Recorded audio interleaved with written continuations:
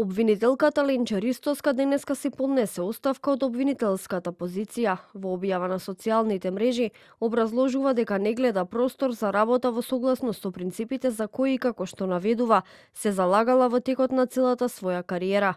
Како клучни причини за оставката ги наведува последните одлуки во обвинителскиот систем. Таа посочува дека Советот на јавни обвинители ја отфрлил нејзината представка за напад врз нејзиниот интегритет и самостојност, додека државниот јавен обвинител донел одлука да ги повлече овластувањата за застапување во клучни предмети кои се во завршна фаза.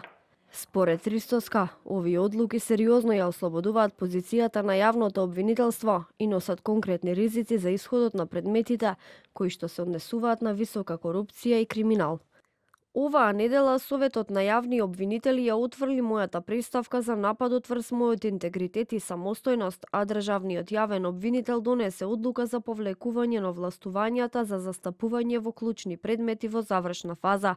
Сметам дека овие одлуки сериозно ја ослободуваат позицијата на јавното обвинителство и носат конкретни ризици за исходот на предмети кои таргетираат висока корупција и криминал. Овие постапки се во директна спротивност со визијата за која се залагам, а тоа е обвинителство кое работи надвор од политички влијанија, ги штити своите професионалци и го брани јавниот интерес, доследно и без селекција. Кулминација на обструкциите врз Ристоска била одлуката на Савески, но и отфрлањето на нејзината представка пред Советот на јавни обвинители, која ја поднесе откако премиерот ја нарече медиокритет со политичка матрица, но ниту обвинителот, ниту Советот не препозна притисоци.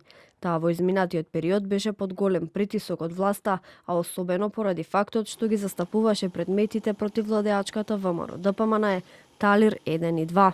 Републичкиот јавен обвинител Ненад Савески изрази жалење за оставката на обвинителката Ленча Ристоска, наведувајќи дека станува збор за лична одлука за која бил информиран по нејзиното поднесување. Во однос на одлуката за повлекување на овластувањата, нагласува дека таа не е насочена кон Ристоска, туку и од организацијска природа и нејзината цел е зголемување на ефикасно постапување.